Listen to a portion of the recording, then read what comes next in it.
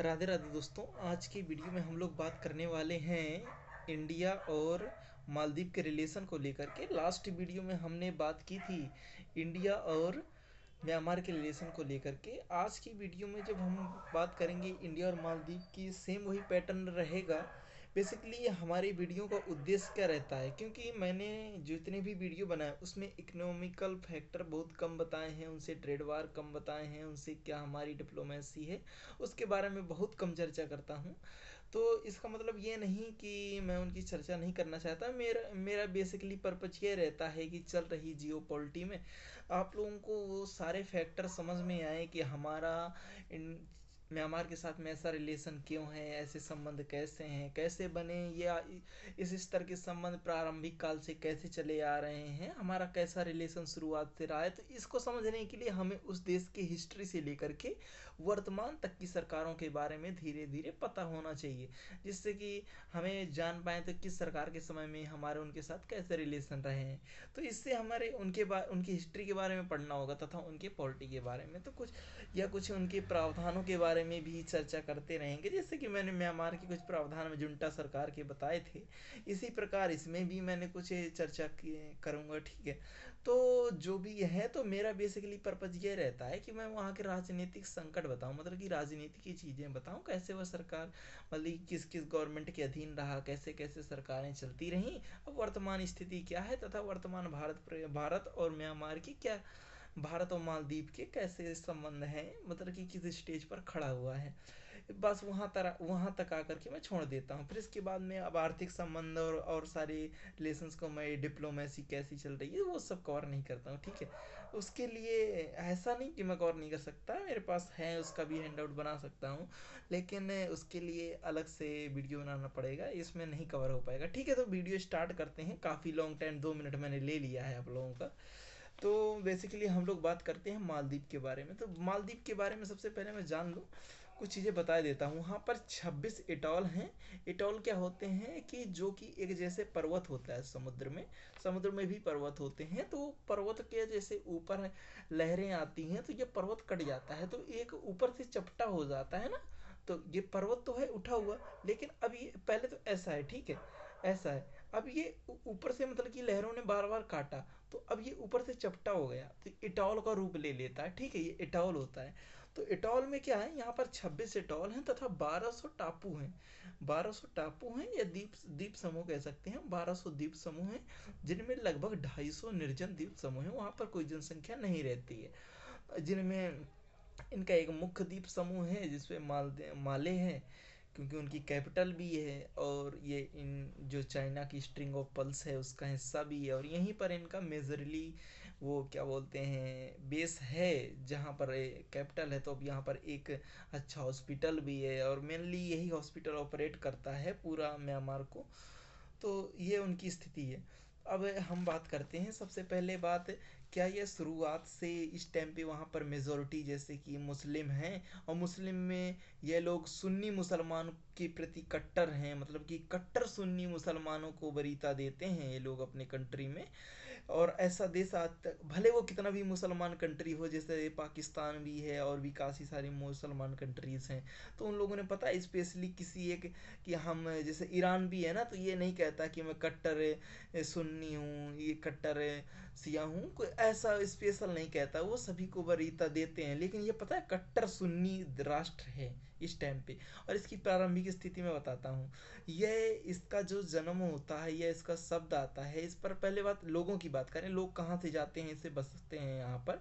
तो ये 4वीं सेंचुरी में मानव समाज जाकर यहाँ पर बसता है, 4th सेंचुरी में, जो कि कुछ उधर अपने तमिलनाडु पार्ट से जाते हैं और कुछ श्रीलंका से लोग जाकर के यहाँ पर बसते हैं। ठीक है, अब क्या होता है कि यहाँ, जैसे कि इसका नाम का, ये संस्कृत में इसका नाम का मतलब है मोतियों की माला, मालदीव का मतलब है मोतियों की माला। तो यहाँ पर मूलतः बौद्ध देश बना, मतलब कि पूरा बौद्धिस्ट कंट्री था उस टाइम पे। लेकिन जो 12th सेंचुरी है, 12वीं शताब्दी में, यहाँ पर इस्लाम आता है। और इस्लाम आता कैसे, यहाँ पे जो राजा थे तो उनके प्रति पूरी जनता की सहानुभूति, या जनता का पूरा वो रहता था कि आप जो कहेंगे वही हम करेंगे, आपका जो धर्म होगा वही हमारा धर्म होगा, इस प्रकार की यहाँ पर व्यवस्था थी। तो राजा ने, इनका जो राजा था वो इस्लाम को स्वीकार करता है, कुरान पढ़ लेता है, जिसके कारण कि वहाँ पूरी जनता अब मुसलमान हो जाती है, मुस्लिम बन जाते हैं। ठीक है, इस प्रकार से कोई स्पेशल ये नहीं कोई राजा आया अटैक करके धर्म परिवर्तन कराया, ऐसा कुछ नहीं था। वहाँ की राजा की मानता था कि राजा जैसा होगा हम लोग वैसे रहेंगे।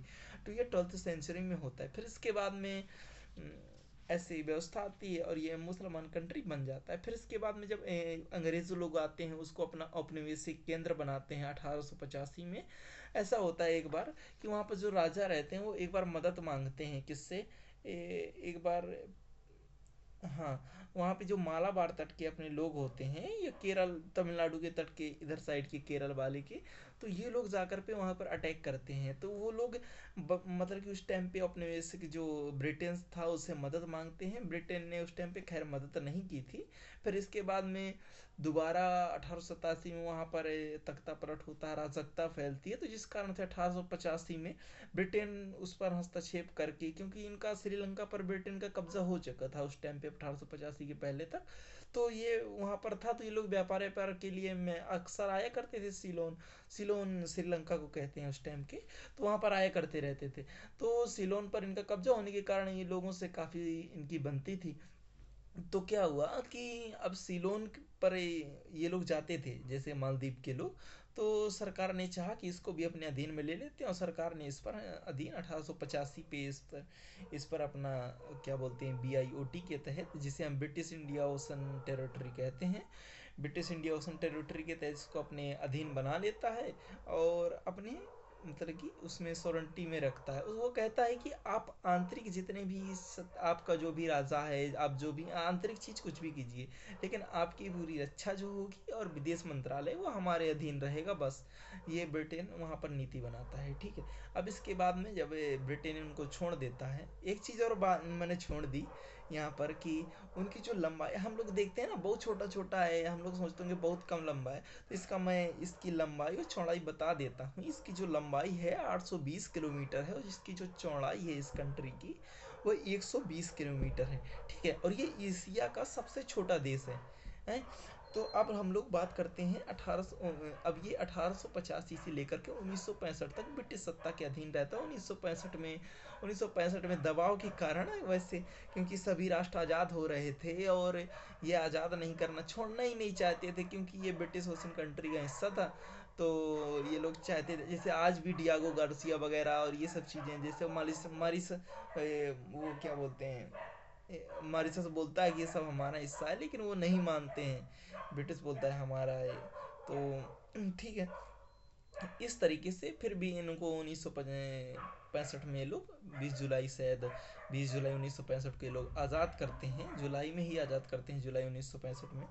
तो अब क्या होता है, अब देखिए कहाँ पर हम लोग आ गए। अब इनका देश आज़ाद हो चुका है मालदीव। अब बात करते हैं लोकतंत्र की। तो यहाँ पर लोकतंत्र लाने के लिए एक इब्राहिम नासिर आते हैं, और यहाँ पर लोकतंत्र स्थापित करने की बात करते हैं कि मैं लोकतंत्र स्थापित करूँगा, लेकिन यहाँ पर लोकतंत्र स्थापित हुआ नहीं कर पाते हैं और तख्ता पलट हो जाता है, क्योंकि मामुन अब्दुल मयूम जो साहब होते हैं वहाँ के एक, तो ये वहाँ पर तख्ता पलट कर देते हैं। ठीक है, और अपने 1978 में ये वहाँ पर तख्ता पलट करते हैं 1978 में, अपनी खुद की पार्टी PPM बनाते हैं, जिसका पूरा नाम प्रोग्रेसिव पार्टी ऑफ, एम का मतलब आप बताएंगे। ठीक है, ओ सॉरी, तो एम का मतलब आप लोग बताएंगे, PPM। तो अब ये होता है, तो ये लोग पता है, ये अगर सत्ता में बैठ जाते हैं, जो मयूम साहब क्या बोलते हैं, गयूम, तो गयूम जब सत्ता पे बैठते हैं तो ये 30 साल तक अपना सत्ता नहीं छोड़ते। ऐसा होता था कि यहाँ पर प्रेसिडेंटियल शासन है, मतलब कि अगर प्रेसिडेंट मरता है तो क्या बोलते हैं, जो उप वाइस प्रेसिडेंट होता है उसे सत्ता दे दी जाती है। तो लोग चाहते थे कि जैसे प्रेसिडेंट बनता था तो उसको मारने की कोशिश करते रहते थे कि ये मरे तो और मैं प्रेसिडेंट बनूं, ऐसी व्यवस्था थी। तो इस कारण से जब क्या बोलते हैं ये मयूम गयूम साहब, तो ये तख्ता पलट करते हैं, 2008 तक के सत्ता में रहते हैं। तो इस बीच भारत से क्या रिलेशन रहे होंगे, तो भारत भी इस टाइम पे देखो, ये एक तानाशाही व्यक्ति थे गयूम साहब। तो गयूम के बारे में एक चीज़ और मैं आप लोगों को बड़ा इंटरेस्टिंग बता दूं। जैसे कोई देखो, कोई कंट्री का एक अगर जागरूक व्यक्ति होता है, पीएम बनता है, तो वो कई सारे राष्ट्रों की यात्रा करता है। सपोज हमारे मोदी जी ने कई सारे राष्ट्रों की यात्रा की। उन्होंने क्या बोलते हैं कि कई सारे देशों का भ्रमण किया, और अपने देश में क्या क्या कमियां हो मतलब कि हैं, उनको सुधार करने के लिए क्या क्या करना चाहिए, विकसित कंट्री से हम लोग क्या सकते हैं, इन सब चीज़ों के लिए उन्होंने काफ़ी योगदान दिया। तो क्या करते हैं हाँ, तो उन्होंने कई सारे देशों का भ्रमण किया, इनके जो प्रेसिडेंट थे। और उनसे क्या सीखते हैं, देखिए किन किन कंट्रियों का भ्रमण करते हैं। पहले आप लोग देखिए, ये उत्तर कोरिया जाते हैं, ठीक है, और वहाँ से क्या सीख कर आए होंगे तो आप लोग ही बता सकते हैं। दूसरी यात्रा ये करते हैं लीबिया की, गद्दाफी के समय। था उस समय पे गद्दाफी की क्या बोलते हैं वहाँ पर, गद्दाफी के लिए ये लीबिया की यात्रा करते हैं। गद्दाफी इनको जो भी शिक्षा दिया हो कि आप कट्टर सुन्नी बनिए, शायद वहीं से लेकर के आए होंगे ये कट्टा मुसलमान किया। और फिर इसके बाद में मुस्लिम ब्रदरहुड को इन लोगों ने पढ़ लिया, और मुस्लिम धर्म के प्रति अपनी सहानुभूति रख ली। इसके बाद में क्या होता है कि इस समय तक चीन का कुछ ज़्यादा हस्तक्षेप नहीं हुआ करता था, ठीक है, यहाँ पर क्या बोलते हैं मालदीव में। और ये जो होता है क्या बोलते हैं भारत का, चीन का ज़्यादा हस्तक्षेप होता नहीं था, तो भारत ही इसको अपना टैकल करता रहता था। भारत के उस टाइम पर ठीक ठाक संबंध रहे हैं 2008 तक का। अब आती है 2008 के बाद, क्योंकि ये लोग कैसे चुनाव लड़ते थे 2030 तक, कैसे रह लिए लगभग 30 साल, 78 से 2008 तक कैसे सत्ता में रहे। सत्ता में ऐसा रहे कि एक ही पार्टी चुनाव लड़ती थी, ये जीत जाते थे, कोई पार्टी ही नहीं थी पार्टी। बाद में फिर 2008 में एक, आप लोगों ने नाम सुना होगा मोहम्मद नासिर का, जो कि पहली बार कोई चुनाव लड़ता है उनके विपरीत में। ये एक मरीन इंजीनियर थे, और सर्वधर्म समभाव का भाव रखते थे ये। इनका मानना था कि सभी धर्म समान है, सभी को मानना चाहिए, ऐसी विचारधारा थी। और ये खुद की पार्टी एमडीपी बनाते हैं, जिसे मालदीवियन डेमोक्रेटिक पार्टी कहते हैं। तो ये खुद की पार्टी बनाती हैं और चुनाव लड़ते हैं। और ये इसकी इनकी पैसों की उस टाइम पे तो कमी होती ही है, क्योंकि अगर कोई पैसे से अगर मदद कर देता तो इनकी सरकार आसानी से बन जाती। तो भारत उस टाइम पे इनकी मदद करता है, जिसके कारण ये सत्ता में आ जाते हैं। और एक चीज़ और चलती है भारत और मालदीव में कि जो भी प्राइम मिनिस्टर बनेगा, या जो भी जो सॉरी प्राइम मिनिस्टर नहीं, प्रेसिडेंट, जो भी प्रेसिडेंट बनेगा, क्योंकि अध्यक्षीय प्रणाली है वहाँ पर। तो जो भी प्रेसिडेंट बनेगा तो वो सबसे पहले इंडिया की यात्रा करता है या चीन की यात्रा करता है। यही दो चीज़ें बनी रहती हैं, पहले वो इंडिया आएगा तो इंडिया समर्थक हो गया, पहले वो चीन चला गया तो चीन समर्थक हो गया। तो ये पहले इंडिया आते हैं, उसके बाद में चीन जाते हैं। और चीन जाते हैं तो चीन बाद में जाते हैं। तो लोग कहीं ना कहीं समझ गए थे कि इंडिया के प्रति इनकी थोड़ी मतलब कि ज़्यादा सहानुभूति, इनके प्रति कुछ ज़्यादा नम्र स्वभाव होगा इन लोगों का। तो क्योंकि भारत के ही सपोर्ट से वो बनते भी हैं मोहम्मद नासिर।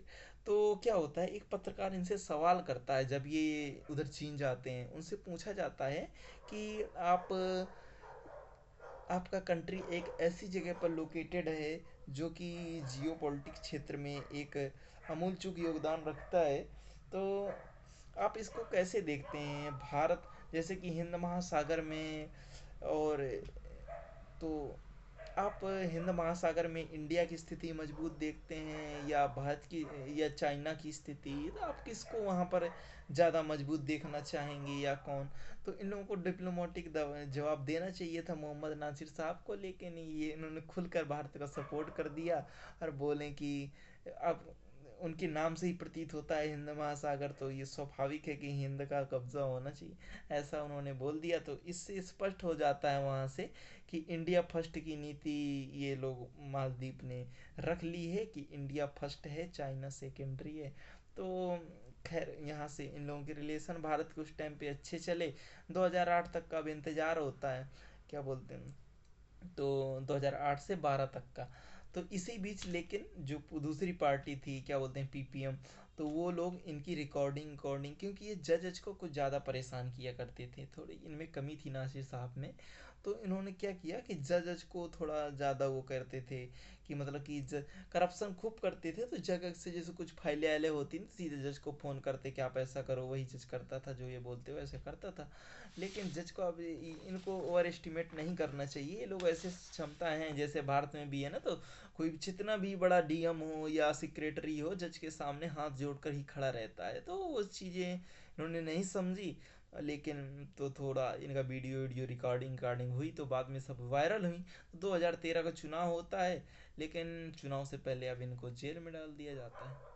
चुनाव से पहले ही जेल में डाल दिया जाता है। नासिर तो जेल में डाल दिया जाता है। नासिर वहाँ पे कोई भी नेता होता है जेल में जाने के बाद बीमार हो जाता है। ये इंडिया की भी कंडीशन, किसी भी राष्ट्र की हो, ये होती ही है कि बीमार हो गए भाई, जेल गए। लालू प्रसाद यादव जेल में गए, इसके बाद बीमार हो गए। जेल में जाके तुरंत बीमार हो जाते हैं, पता नहीं बाहर आने का तरीका क्या हो सकता है, सब लोग जानते हैं, ठीक है। तो फिर ये बीमार हो जाते हैं, तो इनकी इलाज के लिए फिर पता है कौन हस्तक्षेप करता है? यूके बोलता है कि हम इनका इलाज कराएंगे। यूके ले जाते हैं इनको। तो यूके जाते हैं, तो फिर यूके से ये वापस ही नहीं आते, वहीं पर रह जाते हैं। तो फिर इसके बाद में जब 2000, अब तो मालूम है 2013 में इनकी सरकार बनती है। तो अब उस नेता का नाम बताइएगा पीपीएम के जो पहले थे, 2008 तक सत्ता में रहे, 1978 से। गयूम साहब, आप उनका पूरा नाम कमेंट में बताइएगा। तो अब ये वो क्योंकि इस टाइम तक बूढ़े हो चुके होते हैं, तो उनका जो भाई होते हैं, शायद वो सत्ता में बैठते हैं, भाई हों या उन्हीं के परिवार के रहते हैं, अब्दुल यामीन साहब। और उनका क्या वो रहता है स्टैंड, उनका ये रहता कि इंडिया आउट कैंपेन चलाते हैं। और 2013 से, तो 2013 से इंडिया आउट कैंपेन चलाते हैं। और 1965 के बाद सबसे खराब जो रिश्ते हैं, खराब स्टेज तक के रिश्ते हैं, वो 2013 के बाद भारत के म्यांमार के संबंध के होते हैं। इस टाइम तक जो है सबसे खराब रिश्ते हो जाते हैं भारत और म्यांमार के। तो अब क्या होगा? अब खैर मैंने ये वाली लाइट बंद कर रखी रखी है, इस वजह से इधर थोड़ा डार्कनेस आ रहा है, इधर थोड़ा लाइटिंग है क्योंकि एक बल्ब जल रहा है, एक बंद रखा है। तो खैर वो चीज़ छोड़ो।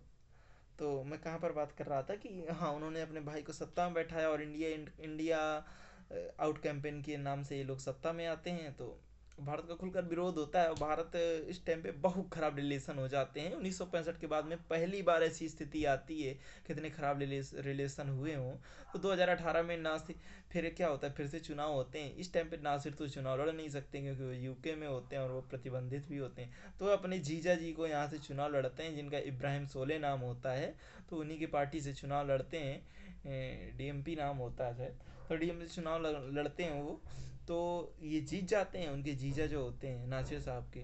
तो नासिर साहब के जीजा जीत जाते हैं। अब कोई भी सत्ता का लत लग जाए ना, कोई भी सत्ता पीएम बन जाए, तो वो खुद पीएम है, अब तुम्हारी क्या सुनेगा। तो नासिर साहब देश में आते हैं, तो बोले कि अब तुम हट जाओ सत्ता से, मेरे को बैठाओ। तो वो नहीं हटते हैं, भले वो जीजा साला हो, कुछ भी परिवार हो, लेकिन राजनीति ये नहीं देखती। राजनीति कहते हैं ना, राजनीति बड़ी कुत्ती चीज़ होती है। एक ऐसा गलत है अपशब्द प्रयोग करते हैं, खैर मुझे नहीं करना चाहिए था, सॉरी। बट फिर क्या होता है कि जब ये सत्ता में बैठते हैं, तो 2023 तक सत्ता में रहते हैं। तो इससे क्या होता है कि दोनों जो उनकी जीजा होते हैं और साले होते हैं, दोनों के बीच में अब टकराव होता है, पार्टी का फिर से विभाजन होता है। और ये जो इब्राहिम सोले साहब होते हैं, जो उनके जीजा होते हैं, तो बोलते हैं कि मैं गयूम के साथ मिल करके, गयूम के जो भाई होते हैं यामीन, तो यामीन के साथ मिल करके मैं अपनी नई पार्टी बना लूँगा, या फिर से चुनाव हम लड़ेंगे। आप लोग अगर हमसे वो मतलब कि अगर आनाकानी करते हैं, हमें पीएम नहीं रहने देते हैं। तो इस प्रकार से पार्टी टूट जाती है और रिश्ते अच्छे नहीं होते हैं। तो फिर इसके बाद में, लेकिन इस टाइम पे क्योंकि ये नासिर सरकार रहती है, क्या बोलते हैं, भारत के सपोर्टर की सरकार रहती है। तो लेकिन खैर ये उतने भी उदार नहीं थे भारत के प्रति जितना होना चाहिए था, क्योंकि भारत से जब नासिर साहब क्या बोलते हैं तख्ता पलट होता है और नासिर साहब को जेल में डाला जाता है, तो नासिर मदद भी मांगते हैं यूके जाने के पहले, लेकिन भारत मदद नहीं करता कि डिप्लोमेसी, अगर वहाँ पर सैन्य हस्तक्षेप करता तो लगता कि भारत वहाँ पर अपनी सैन्य ताकत दिखा रहा है। तो उस टाइम पे यूएन हस्तक्षेप करता, भारत ने कुछ भी नहीं किया था। तो फिर इसके बाद में क्या होता है, पार्टी वार्टी टूट जाती है इनकी, नासिर साहब की। तो फिर 2023 आता है, 2023 तक वही रहते हैं नासिर साहब, 2018 से 23। क्योंकि वो जो 13 से 18 तक कौन रहा है, वो यामीन, मैंने बताया ना, अब्दुल यामीन, जो उनके भाई थे गयूम साहब के, वो रहे। और इनका क्या था, स्टैंड इनका ये था कि इंडियन आउट कैंपेन से ये लोग आते हैं सत्ता में।